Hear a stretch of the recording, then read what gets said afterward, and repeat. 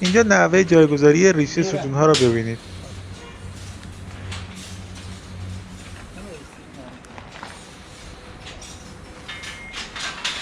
یکی یکی داخل همون خاموتی که از قبل گذاشته بودیم قرار میگیرن و با سیم بسته میشه.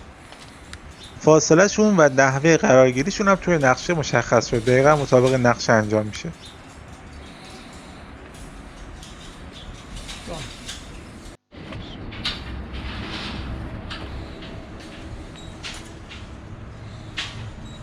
اینم بیار این ور جفتش. نه جفتی نیست، همین پایش جدا بزن. سیم خم پایین هم حتما بسته بشه که کاملا محکم باشن و موقعی به تونریزی جابجا نشه.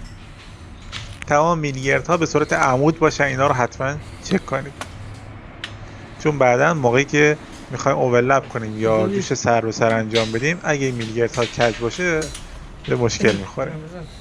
پایش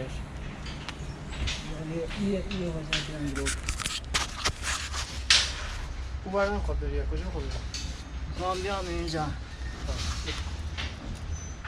نیم مترش رو طرفن اینجا لگتش میگم آخر در میگم من خود بری کاری دست برسه میخوای من از همین جا که نشستم بزنم اینجوری نشسته؟ ها بعضی که تمام آرماتورها رو قرار دادیم میایم یه دونه خاموت رو اینا جایگذاری میکنیم که چیدمانشون به هم نخوره. این خاموت به صورت موقت تا بعد از بتون‌ریزی فنداسیون هست. نه این دایره نه باید درست تو باشه نش تو فقط تو همش تو پیچ علی یعنی باقی یعنی باقی میسی بعدیه برش حالا تمام آرماتورها رو به این خاموته با سیم میبندیمشون و کاملا محکم میکنیم. آمده محبوبه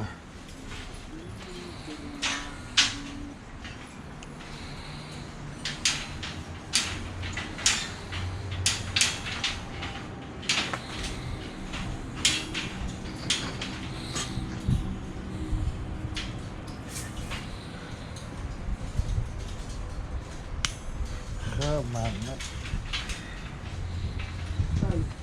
بله بفهم خودتون بفهمن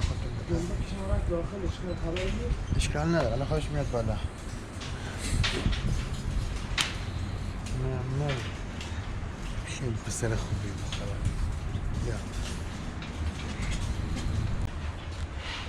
یه سیم پایین روی خمه میبندن و یه سیم اون بالا میبندن که در اصطلاح آرماتور بندی بهش میگن دو بنده.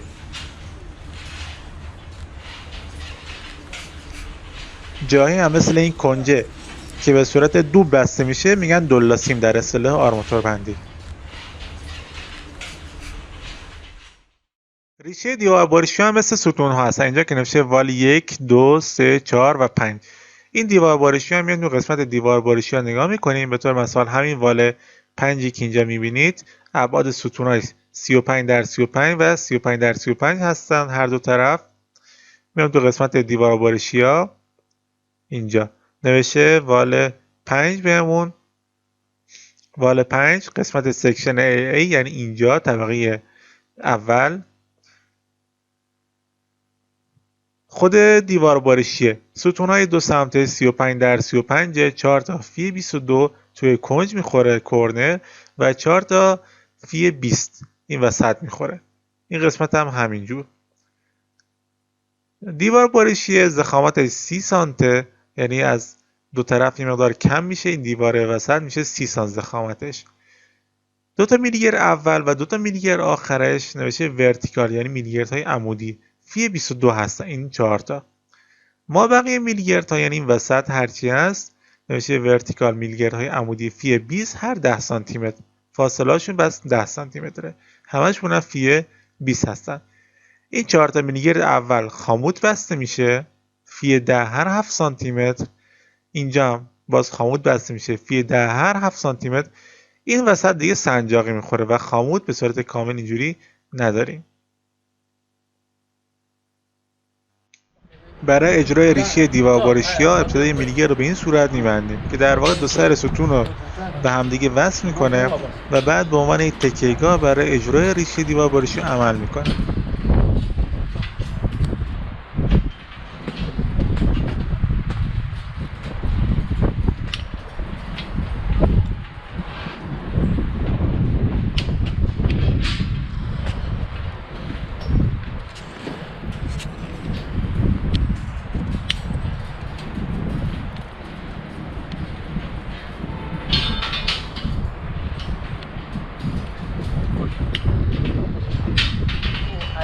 حالا میلگردهای ریشه دیواربارشی ها رو طبق نقشه با هم فاصله‌ای که مشخص شده بود و نوع چیدمانشون قرار میدیم.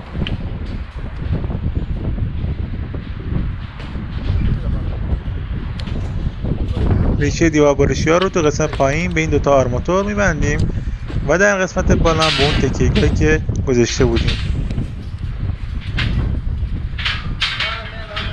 همونجا که اینجاست.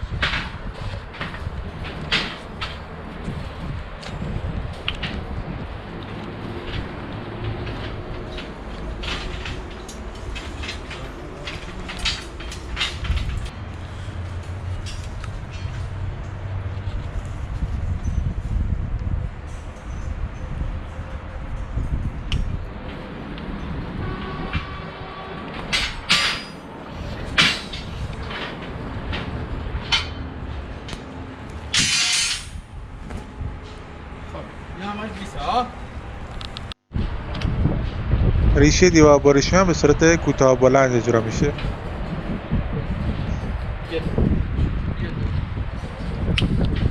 یک سریشون مثل این 240 و یک سری هم سیمتری بارش داده میشه.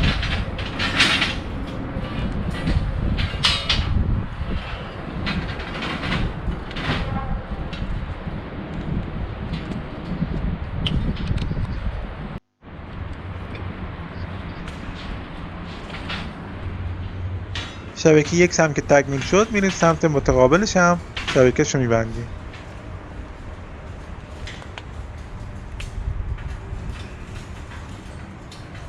البته فراموش نشه اینجا خامود داشتیم، این خامودهای پایین هم باید قرار داده شن.